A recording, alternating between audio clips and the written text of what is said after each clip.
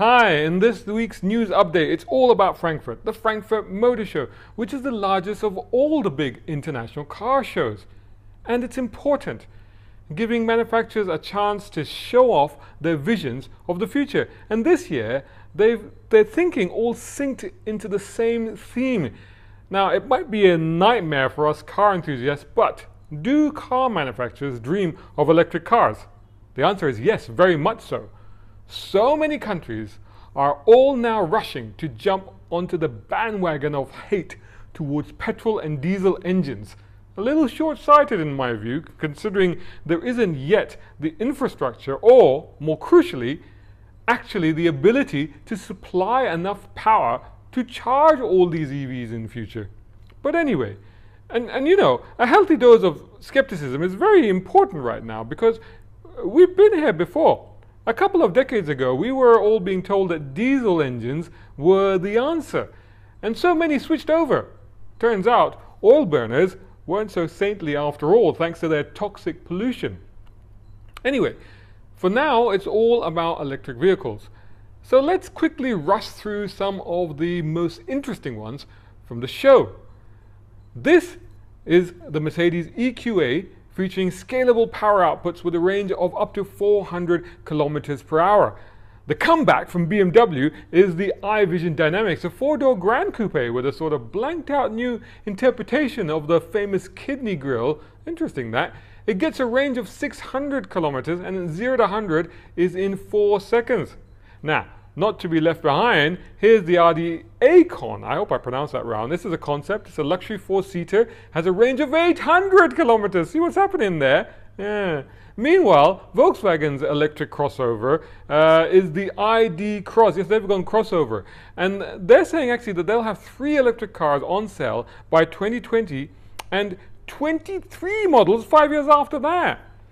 And here is the London Taxi. Now, interestingly enough, the company used to be called the London Taxi Company, but is now the London EV Company, and it's been bought by Geely, which also owns Volvo, by the way, and some Volvo bits have made it into this. This kind of makes sense, to be fair.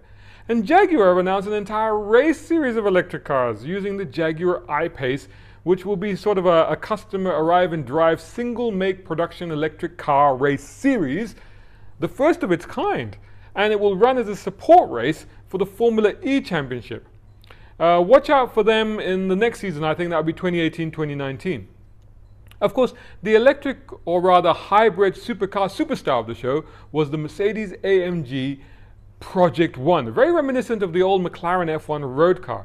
It produces over 1,000 brake horsepower from just a 1.6-litre V6.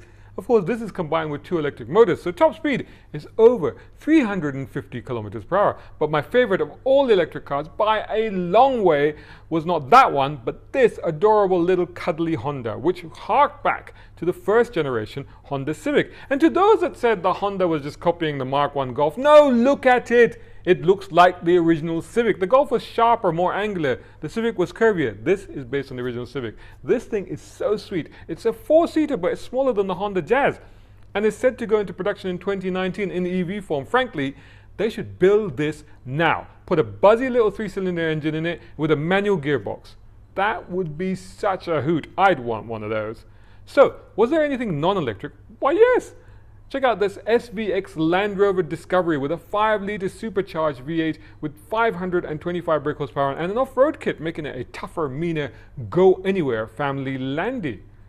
And Kia showed this slinky Proceed concept, which looks fantastic. So Kia is still doing the business when it comes to cool-looking cars. Well, in concept, guys, at the least, anyway.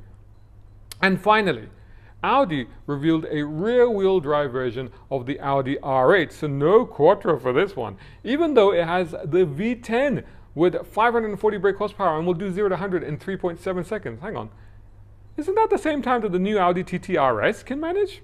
Anyway, this is a limited production car. Only 999 of these will be made. It's sort of following the lead of the Lamborghini Huracan and previously the Gallardo that was standard offered in all-wheel drive but also offered rear-wheel drive versions as well. Well, it kind of makes sense. I mean, they are all sister cars after all.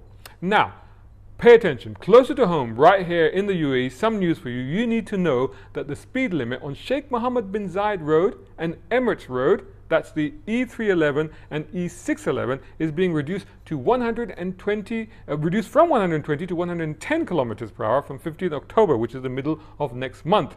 The cameras will now go off at 131 kilometers per hour instead of 141 kilometers per hour. Now, you may all moan about this, but it's really your own fault for not being better drivers. In the first half of this year, on Sheikh Mohammed bin Zayed Road, that's the 311, there were 99 accidents with 6 deaths and 78 injuries. Last year, 33 people died on that road. On the Emirates Road, there have been 40 accidents in the first half of this year with 10 deaths and 75 injuries. Last year, it claimed 29 lives. Now, speed itself doesn't kill, as witnessed by the German autobahns, but the thing about those German motorways is the quality of disciplined, safe and sensible driving. Sadly, we just don't have that here. And if you're thinking, what difference will 10 kilometers per hour make? Well, it's to do with the severity of an accident, actually. For example, I found some stats that show that a car traveling at 60 kilometers per hour will have to absorb a force of 74 tons in a crash. That's humongous, but get this. At just 5 kilometers per hour higher, that's 65 kilometers per hour, the force goes up to 87 tons. That's just went up by 13 tons. So unfortunately, for those of us that like speed, it has to be conceded that the reduction in speed limits is probably the right decision. Okay, that's your lot for this week. Stay tuned to our social media, Instagram, Twitter, YouTube, and most of all, Facebook, because that's where I put all of this stuff. We put all of this stuff there to get all the latest news, views, and reviews. Just search for Motoring Middle East on any of those channels. You'll find us. Please make sure that you subscribe and share it too. Thanks so much for watching, and until the next one, see you there.